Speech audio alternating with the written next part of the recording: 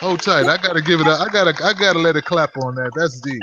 You know what? I never thought about it that way. Goodness gracious, break it down, Jacqueline. Goodness Yeah, gracious. I mean,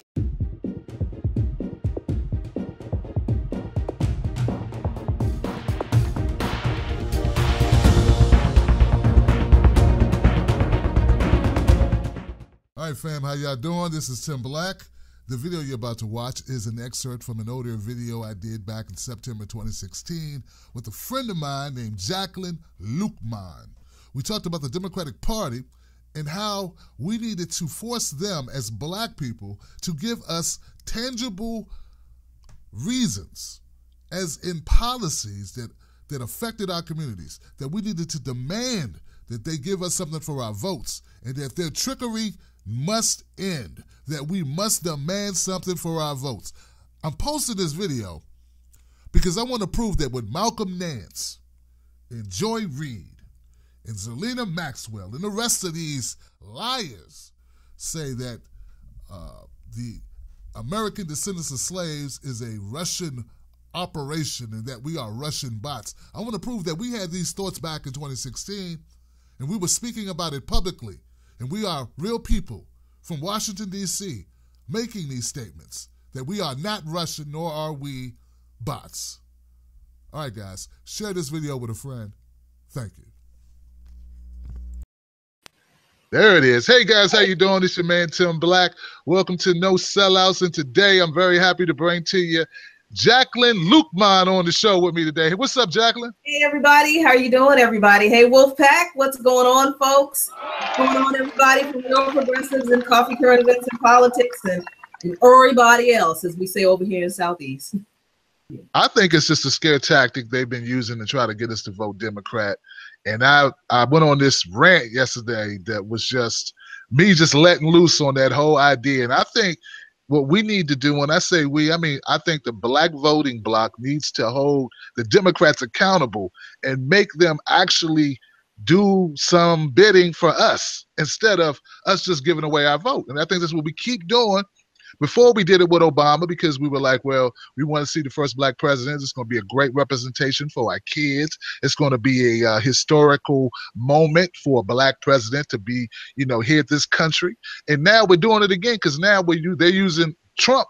It's like, well, you got to vote Hillary. You don't have a choice because if you don't, you get the boogeyman over there.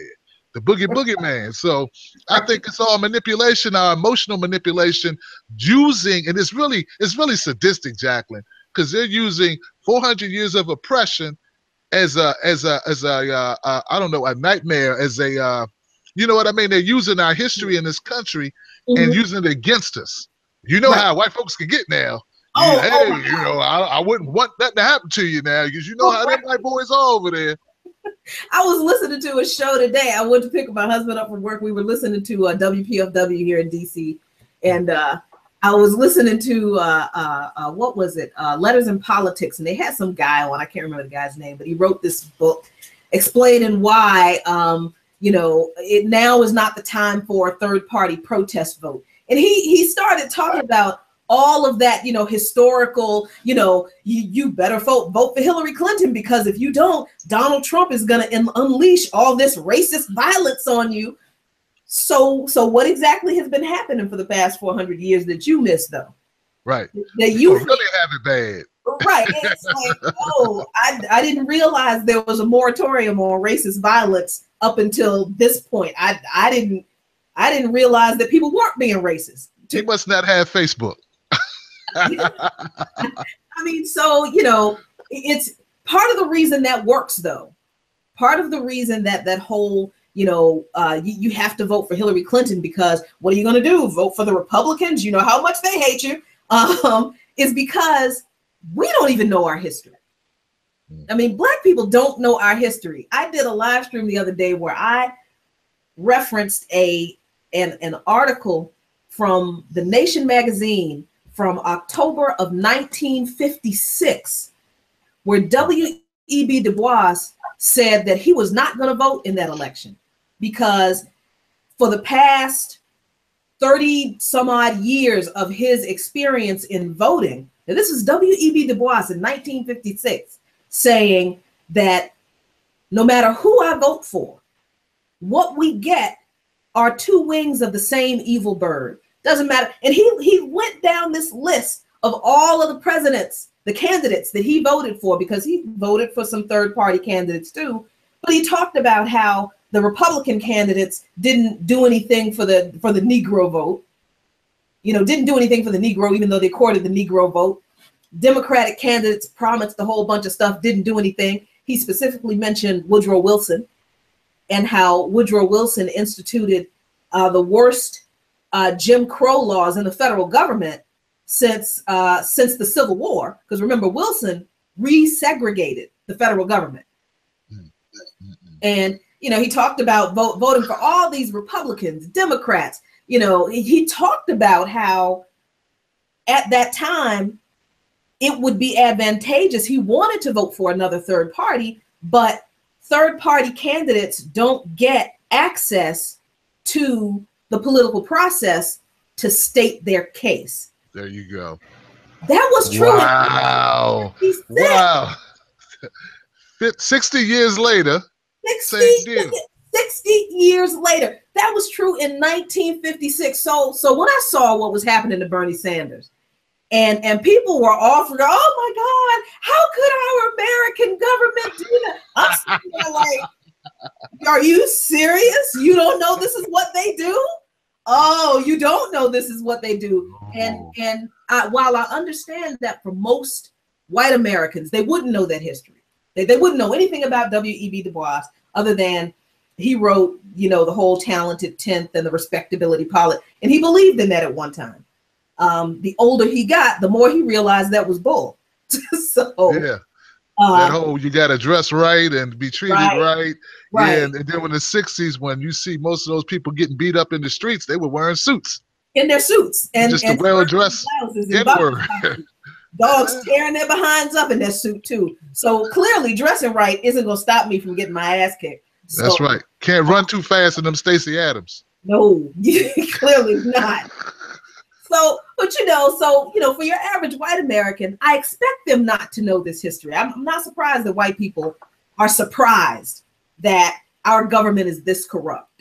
I'm not surprised, because we have all been conditioned to believe that our system is one of checks and balances, and it's fair, and we are a representative government, and we are a democracy, and that's what we're taught.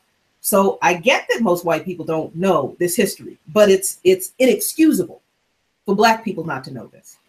To me, I get that we don't get it in high school because we go to the same high schools that we get the same curriculum. We have to start learning the history of our people outside of what they tell us in high school. You know, so when you learn about, and it's what my mom had me do when I would learn about someone during Black History Month. You know, I tell her, Mom, I learned about W.E.B. Du Bois. And she's like, oh, really? Well, did you know he said this, and these 16 things and did this and all that stuff? None of that stuff was in school. You know, and that was before the internet. It's still not in school. And, you know, it takes shows like this for people to become, you know, informed about what they don't know. Because just like with white folks, if you don't know something, you can't. I don't hold people accountable until they've been exposed. Once I've been exposed you to the information and you refuse, like, you know, once I lead you to the water and you're like, you do that on me. Yeah. Well, I'm done with you, you know.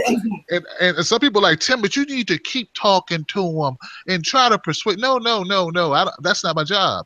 I sprinkle some facts on them and I get out of there. I don't waste my time. You know what I'm saying? Talking to a brick wall. But I will try to you know, to give people information, and then that's it. It's on them. They should do the rest. And like you just said, W.E.B. Du Bois, guys, 1956. What was the writing where he made this statement? If you remember, John? It is in the Nation magazine. Actually that's good enough. That's good enough. So you can put in W.E.B. Du Bois. That's a good enough, Jacqueline. The Nation. It'll come up. The Google. Exactly. But I agree with you. I used to be like, oh, you need to understand. This is what we went through. And I'm at the point now where I'm like, I don't really give a crap whether you understand or not. I don't. It's not necessary for you to understand how I feel. I'm not concerned with whether you're concerned with why I'm so damn angry about why we're still in the mess we're in 100 years after the abolition of Jim Crow. You know, why I'm still so damn angry that it's going to take us longer than we were enslaved to close the wealth gap between Black people and white people in this country, because our so-called politicians haven't really addressed the issues of racism and racially based income inequality and racially based inequality in the criminal justice system that continue to keep us in not even a second class citizen status, but damn it, we're not even citizens. I mean, we don't.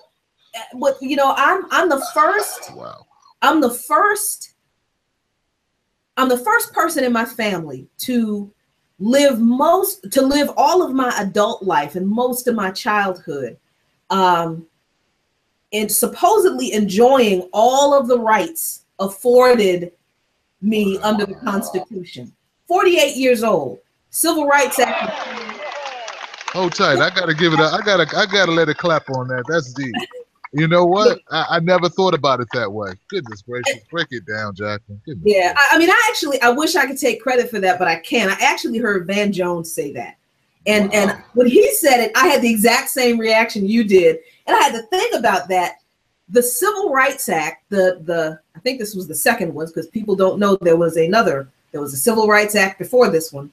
The Civil Rights Act was passed in 1964. I was born in 1967. So actually, no, I've lived my entire life supposedly enjoying all of the rights that are supposed to be afforded an American citizen under the Constitution of the United States. When my mother went to high school, she didn't have all those rights. And my mother got married when she was 19, okay? So when I look at the fact that here I am 48 years old and we're just barely under 50 years, we're 50 years from the passage of the Civil Rights Act, and we are still, as a people, having to explain why we shouldn't tolerate being tried, sentenced, and executed on the street by police officers, and why that is a violation of our rights under the Constitution.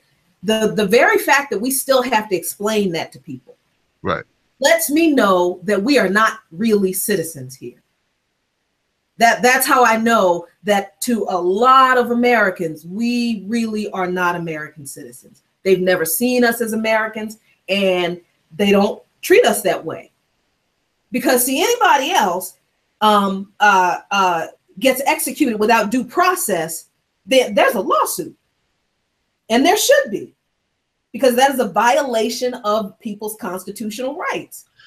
You know, I see things a little bit different than you. I look at it, and this may be my, sunny outlook or whatever. Some people tell me that. Tim, you look at things, you try to be too diplomatic. But, I really believe that most people just don't know. Like, they don't know the forces behind. Like, they're pretty much programmed. They get fed this nationalism, this patriotism from birth. They're told that, the media shows them what the media wants them to see.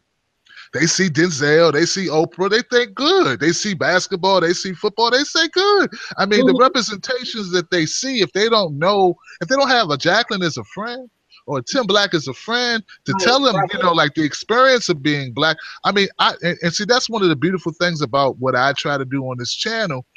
And what it enables me to do is be exposed to so many different types of people who write me intimately long letters, and who share their awakening, so to speak. You know, and these are people that's like, Tim, like Jacqueline, before the show started offline, y'all, I'd say, Jacqueline, people really wanted you to come back. She's like, oh, ain't nobody say that. You just being nice. Like, no, I have actual emails from people, Jacqueline, going, I learned so much when Jacqueline came on the show. I learned, this is, I mean, and I'm assuming, and I think those were white folks, and they was just like, wow, because they aren't. You're right. You're right. It's not in school. If their parents didn't know it, then where are they gonna get it from? And their friends don't know it. So I always tend to look at it that way.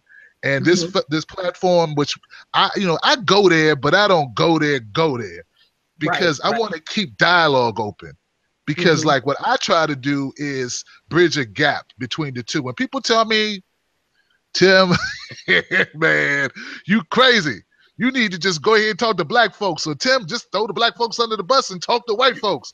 And I'm like, nah, like that's not my role. My role is to try to, because I want to build a broader coalition. So back to your point, I mean, I do see your point, and I've never looked at it. And Van Jones, hey, look, man, that was a hell of a quote, and thank you, Jacqueline, for sharing it. It was okay. I wanted to switch just a little bit because I want to try to keep it a little bit current, and we're going to apply. So look, guys, when you hear Jacqueline talking, you know the background from which the information is coming from. Now, I already know her reaction based on what she just said, because but I'm gonna do it because it's gonna be fun. Did you see the video that Mary J. Blige did to Hillary Clinton? Well, a snippet.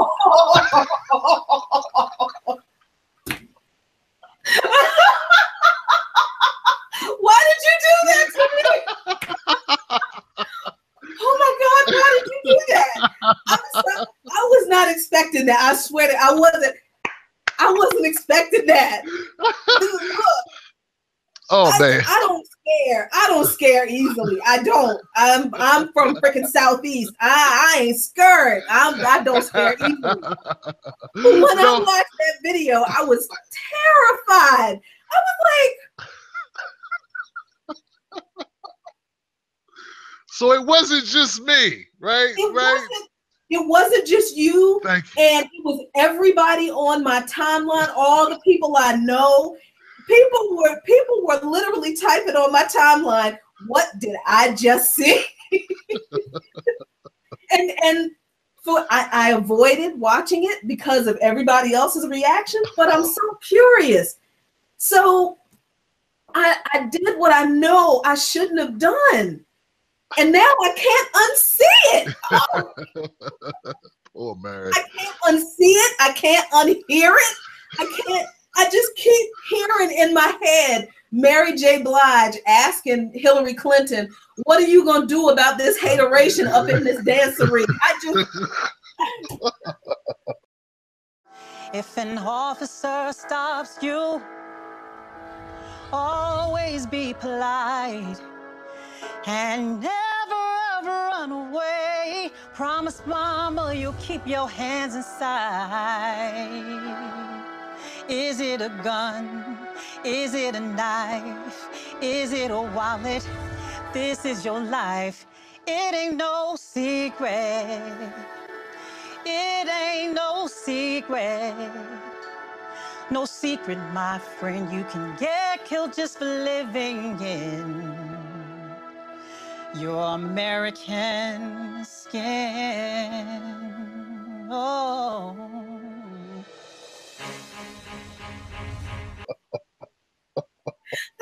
She can sing. She can still sing. She still got it, man. But Lord,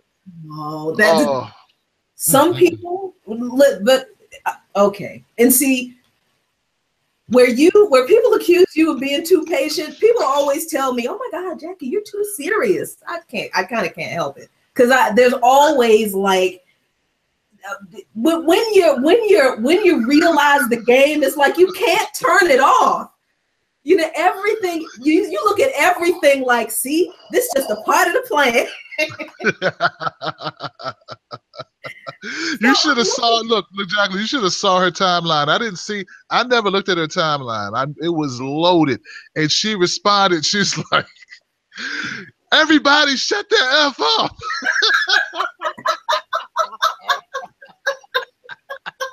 Poor Mary. Oh, who is in this woman's circle? Your husband would not let you do nothing crazy like that. You know what I'm saying? Like, who is in her circle? Listen, white people, please listen to me. just because we like a particular artist, it does not mean that you can use them to convince us that we should do what you want us to do. Mary J. Blige is not an authority on voting, elections, politics, anything other than what Mary J. Blige does. Mary J. Blige telling me to vote for anybody isn't going to get me to vote for them. For that matter, Denzel Washington isn't going to do it. Morgan Freeman. Oh, Morgan, especially not Morgan Freeman with his freaky self. We just need to pretend race doesn't exist, and then it'll go away. Well, you stop calling me a black man, and I'll stop calling you a white man, and then you'll still know I'm black. You just won't say it, and I'll know you're white because you'll get the loan, and I won't. Morgan Freeman needs to remember that his granddaughter is actually related to him. I'm sorry. That's. Forgive me, Jesus. I'm sorry. He needed that. I just, and I understand that some people are swayed by that kind of thing, and I get that, and that's why they do it. That's why they do it. That's why Hillary Clinton says stupid shit about having hot sauce in her purse, because it's 38 black people who find that amusing. Everybody like hot sauce. I like hot sauce. I like mambo sauce. I like hot sauce. Mambo sauce is a spicy little treat, if you guys don't know. But little hot sauce or vinegar, depending on how you make it. But a little sweet, little tangy, little zippy. But my thing is I don't think the average white person is not swayed by it, nor would they, I hope they know. Y'all know. I hope so. I don't want to give you too much benefit of the doubt. It's just like black people are like this strange species. Do you care what Katy Perry thinks about who you should vote for? No. So why would I care what Mary J. Blige thinks? I don't. It's just. I'm still. I don't know what I was more traumatized by, the debate or Mary J. Blige or that video. Mary J. Blige, hands down. Mary J. Blige, because Trump and Hillary do not. It's still that thing. It's like Mary J. Blige. I was hurt and angry and pissed and frustrated because I'm thinking, God, this is groveling. This is. I could just see Tariq Nasheed put on the Coon Train. I'm like, oh man, she gonna be on the Coon Train. I can see it now. These people looking at her, and she's actually serenading this woman. Yes. And she grabbed her hand, and Hillary's like, "Oh, is she touching me? Is she touching me? She's touching me. Okay, go with it, Hillary. Right. Go with her. I'm gonna drone strike. It's gonna be all right, Miss Hillary. I'm gonna make sure we get you in that White House, Miss Hillary." See, this is why I don't have my own show, because I'm not patient and I'm not nice. No, you just gotta keep it real. Just keep it. That's it, man. You're doing it. Keep it real. Be true. You know what? You find an audience that you need to have if you keep it real. If not, I made mistakes. I've been too nice, and I had to dial it back, because then I got people going, well, Tim, the real problem with the blacks. So hold on, man. No, we don't do that. And then they're like, what, Tim? I didn't know you. Yeah, yeah. And they're like, oh, I didn't know. Yeah, but now you know, man. And they're like, uh-oh. Yeah, so that's why I had to learn that don't take more. Like someone told me, Jacqueline, real quick. They said, Tim, be careful of the dog you buy and bring home, because that's the dog you got to feed and walk every day. Wow. I was like, yeah, you're gonna have to maintain that audience. Right. They're gonna want you to throw them fresh meat every time something go on. Oh, you were conservative? Well, keep on being conservative, buddy. Hey, what's wrong with the Confederate flag being in your bathroom and being on the lawn? What's wrong with that? Just sometimes, so nah, I can't do you. Let's But anyway, so Mary, God bless her soul, they basically ran her off the internet. Off the internet. Poor thing. But you know what? She's a million. She's got money. She's fine. She all right. She'll be all right. I don't know. It's bad though. It's bad. And it's shameful. It's shameful, like you said, for Mary, because It's like, you do realize they used you, right? I mean, you do recognize that they just used the hell out of you, like an old dish rag. They used you. And for the Democratic Party, it is especially shameful because it just confirms what we've been saying about them pandering to Black people, only being concerned about our issues when they want us to vote for them, and then going out and doing crap like this, thinking that this is what we want. You don't talk about issues. You don't talk about the things that we're actually dealing with. You bring out serenading Mary J. Blige to sing to Miss Hilly. And that's what we're supposed to, that is supposed to convince us that she is worthy of our vote. Because Mary J. Blige sang a song to her. And Hillary sat through it, didn't get up and walk out. That's supposed to mean something. Like, what policies are she putting in place that will actually address the issue? What is she really going to do? But what pisses me off even more than that, Jacqueline, are people, and I'm going to drop one name, Tom Hartman, for instance. He has this show on RT America, and he says this often.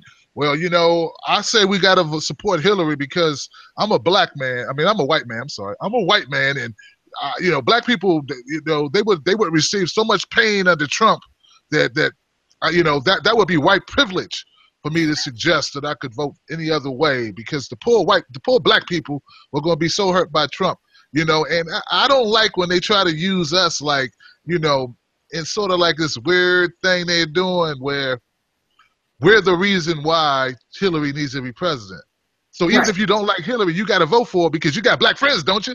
I know you got some Black friends. You want them to be slaves again? Well, then you got to vote. Come on, how are you? I know you hate her. I know she's crooked. I know she's corrupt. I know she's a liar. I know she should be in jail. But you got to vote for her because you like Denzel, don't you?